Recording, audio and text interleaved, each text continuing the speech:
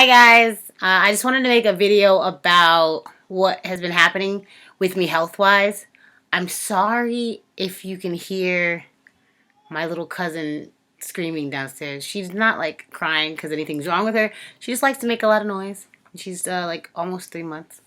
Um, y'all know I was in the hospital Monday till yesterday, so Monday to Wednesday, and I left last night.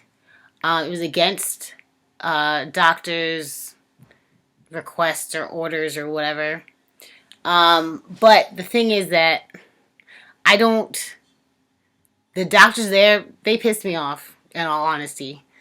Like, I think there's a certain level of respect that you should have for your patients, a certain level of confidence you should have if you can tell that they know their stuff, if they know what's going on. I have been fighting lupus for 11 years. So it's not like I'm clueless. It's not like I haven't, researched a lot of these things, and I'm just not down for medication. Like, I don't think that it helps me. I don't think that it's imperative for me to be on it. Like, I took a lot of medications. I took like 18 at once, plus blood thinner shots, and I still felt horrible.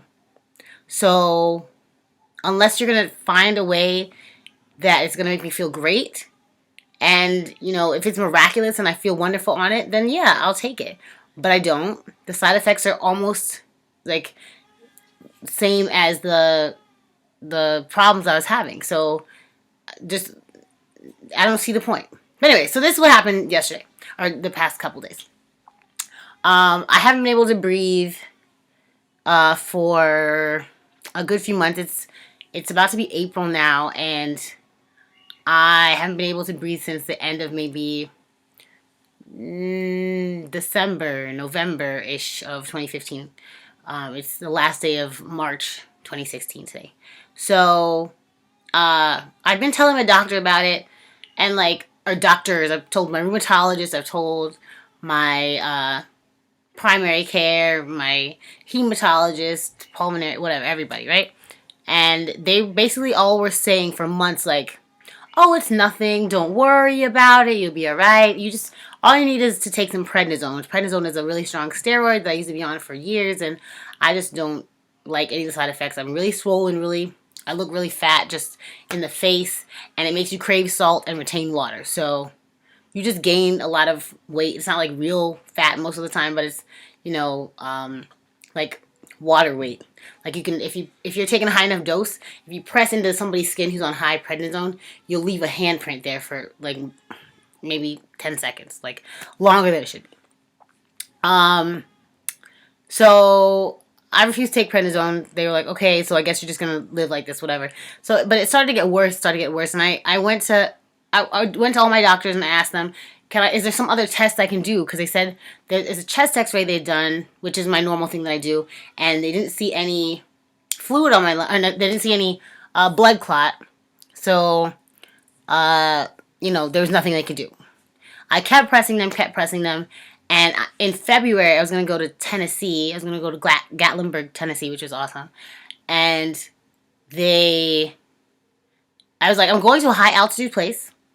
I need whatever last resort test I can get that's going to tell me what's going on. Because something's going on. I know. I don't feel right. I can't take a deep breath. I can't yawn. I can't sneeze.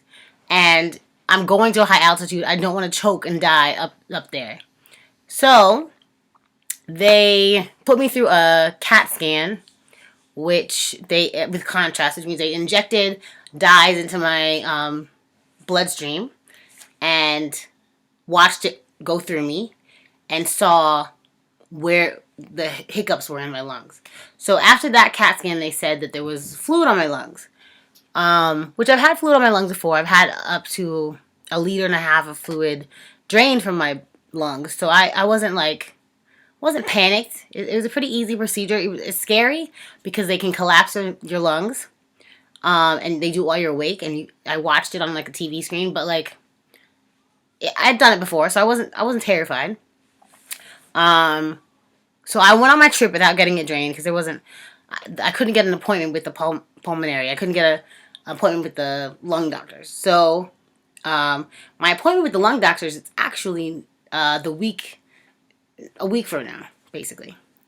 And so I just went on my trip. Everything was fine, whatever. I came back and I'm going about my business. I'm waiting for my lung doctor appointment to come up. And I get a cold. So today is Thursday. I got this cold maybe over a week ago. I got this cold. And it was like a couple of days of regular, like a little bit of sniffles, a little bit of this and that, whatever. But it got crazy. Like I had 3 really hard days where like I just could not breathe at all. And I just laid there. Like I had to cancel things I had scheduled. And like it was terrible. And I was getting scared because I didn't know like how much of the fluid on my lungs would affect me, if maybe it would turn into some kind of a pneumonia or whatever. So I called my doctor and she just told me, well, actually I emailed her. Then it took her a day to get back to me. Then it took her a day to get me into the hospital. So it was basically the 3 days that it was the most scary. I was out of the hospital anyways. And when I finally did go into the hospital, she had me like expedited, like right in. I didn't have to like wait in an emergency room or whatever. And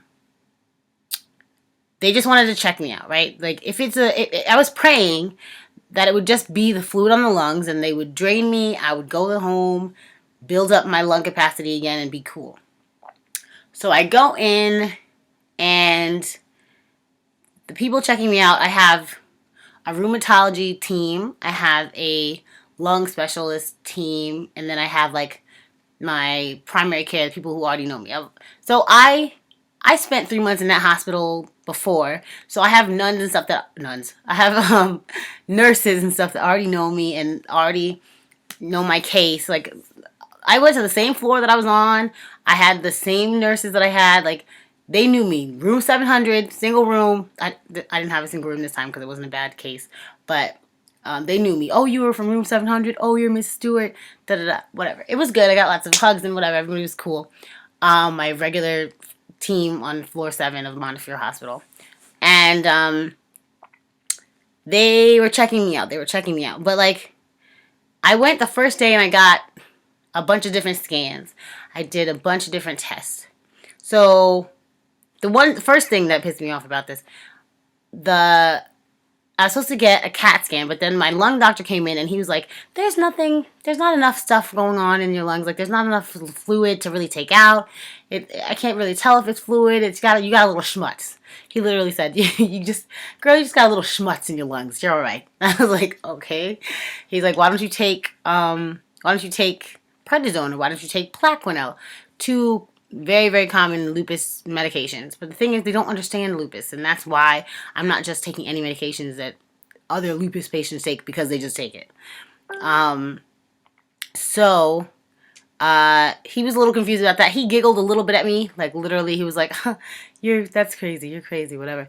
And like, I didn't really take offense. He had a warm, like, spirit to him. He wasn't condescending, really. He was a little off with it because he didn't understand. Like, I could tell he doesn't understand me, which is fine. A lot of doctors don't get me, but he wasn't rude about it. You know, he was like, she's weird, but like she does what she does. You know, so but I felt comfortable about it because he didn't make me panic or whatever. So then later that day, he told me that I didn't need the CAT scan because I'm young and I don't need to be under all that radiation. And by young, I'm 30. That's not that young, but you know how that is. Okay. So, yeah, I didn't need all the radiation. I've already had a CAT scan a couple months ago, blah, blah, blah. So I was like, okay, cool.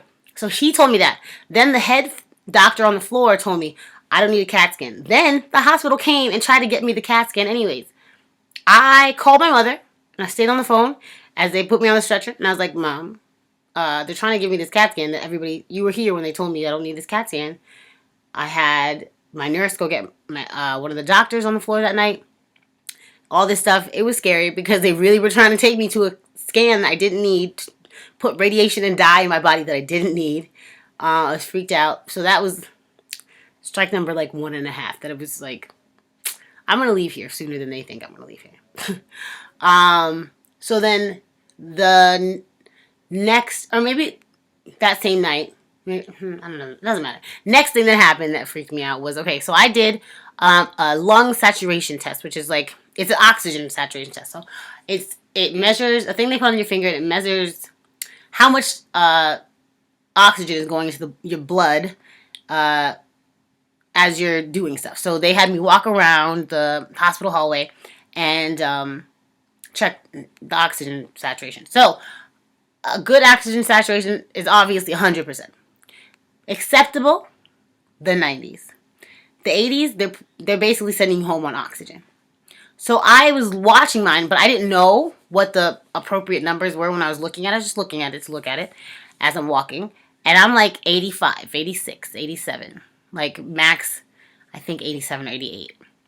So I don't know anything about that. They run off, say nothing to me, and send me back to my family because they were in my room.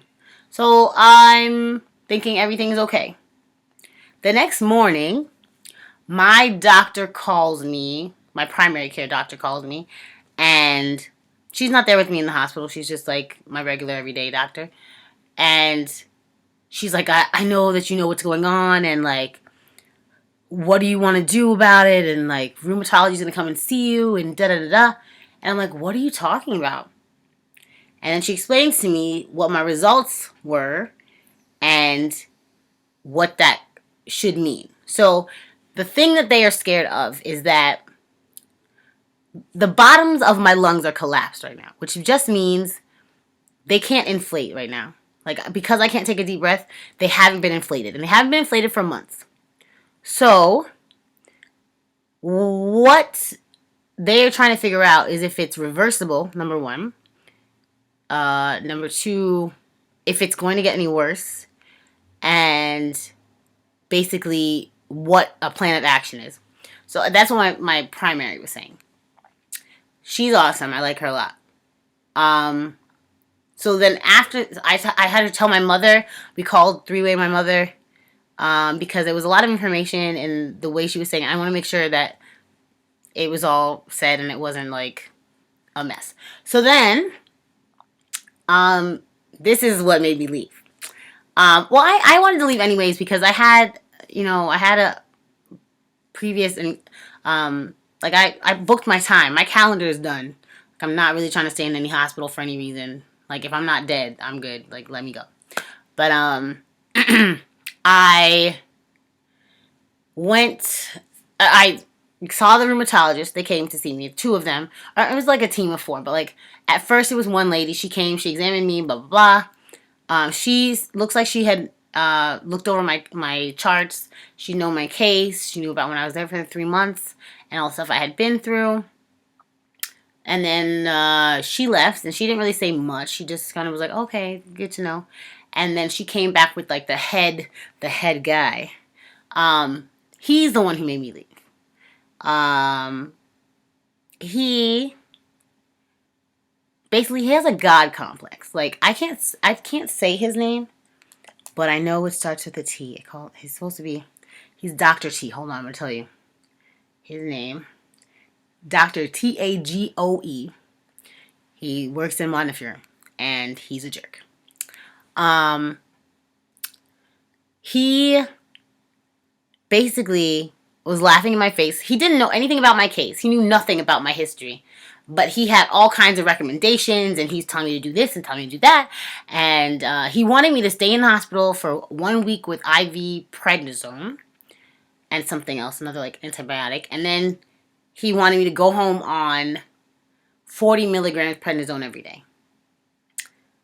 And I literally told him, hell no, I'm going home.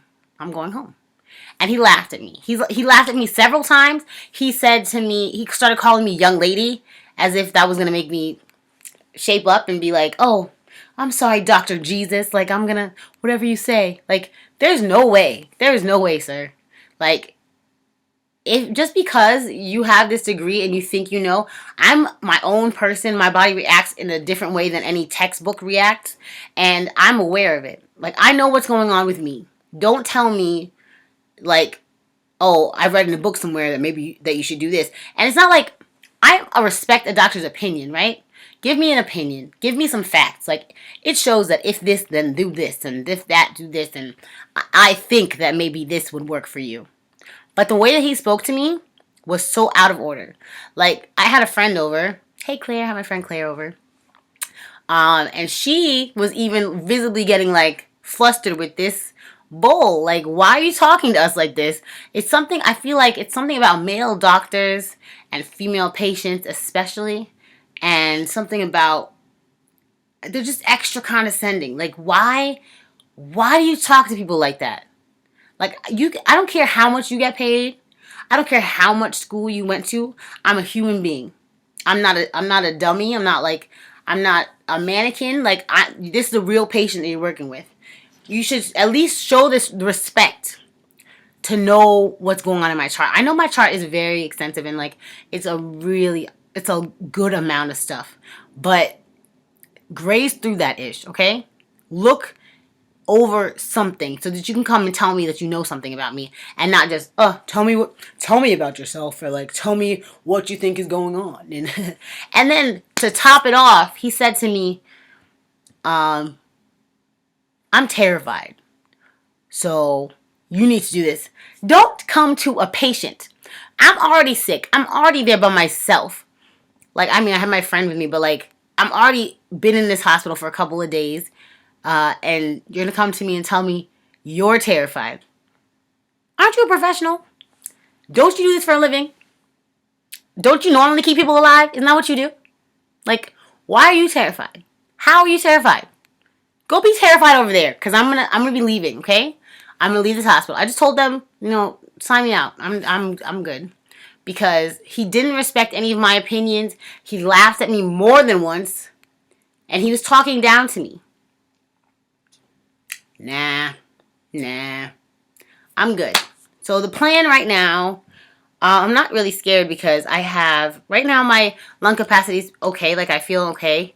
I'm not like runny nose and horrible cold like I had, or cough too. My cough is way, way, way, way down. So I feel alright. I'm not, 100%. I have a trip in a week. A couple thousand of my friends and I are going to Arizona, Phoenix. I'm excited. And, I'm going to go about living my life. I'm researching right now. I'm going to figure out what I can do. It's basically inflammation in my lungs that's making it that I can't breathe like I should. Like, I know that I'll be able to figure it out. Like, I'm not scared. I'm not terrified. And I'm disgusted that someone would say that to me who's supposed to be professional in the medical field. Right? And I'm also disgusted that nobody told me any of these results. Like, I had to take the night to really get my thoughts together because I was just so angry last night. I was so angry. I came home. My mom, like, she was like, where'd you go? I came home and I went for a drive because I was just so pissed. Like, how dare you? How dare you talk to me like that? How dare you not tell me results that I need to know? Do you know, like, I had my laptop in the hospital. I had things with me. I could have sat and researched some stuff while I was there with, like, a support team. That's what it's supposed to be. Medical professionals, you're supposed to support your patients. You're supposed to make them feel comfortable. You're supposed to make them feel confident that something can be done. This whole victim and this is happening to you and hurry, put all the drugs in your body. That is not ever going to work with me, and that's never something you should do to somebody. Making someone feel weaker than they feel, like adding to the stress that they already have, adding to, I don't know what's going on in other patients' head, but I'm not the scare tactic one. I'm not the one. Don't do that to me. So, I was just pissed. Last night I barely answered my phone or text messages or anything. Like, even today, like, I didn't really talk to anybody because I don't know what exactly to say. It's like everything sounds very scary. Like I have 2 half collapsed lungs right now. Like it sounds scary, but I just have faith that I'm gonna find natural ways to stop the inflammation in my body and get back to breathing like I would. Like I love I love to talk, I love to sing, I love to dance, and everybody knows I would dance with oxygen tank in a second. Like I don't have I'm not there's not nothing's gonna stop me regardless, right? Like nothing is gonna stop me. So um don't be afraid for me, and don't like worry that I'm not gonna be okay, because I'm okay regardless. If anything, God forbid, but if anything, if I were to pass away from this whole ordeal or this disease, I would have done everything I wanted to up until then. So, um, you know, thanks for caring. Thanks for loving me. Thanks for all the get well soon. I'm okay. I'm not giving up on anything. I'm still doing me, and yeah. Thank you. And keep the prayers coming, because those are amazing, and they make me very, very happy. I feel like I have like a team of prayer warriors. I really feel like that. So, um, yeah, I guess this is over. This is a really long video. I'm sorry, y'all. But I wanted to let you know what was going on. I love you so much. I really, really do. And let me know if you want me to update you as I go along. Like when I make a plan of action, I just know it's going to be probably more juicing and anti-inflammatory foods, but I haven't pinpointed my plan of action. I'm going to do 30 days at a time. Every 30 days I'll change my approach. But I go on vacation next week, so we're going to do it before and after that. But on my vacation, I will be one of you. So, yeah, I'll talk to you guys later. I love you. Bye.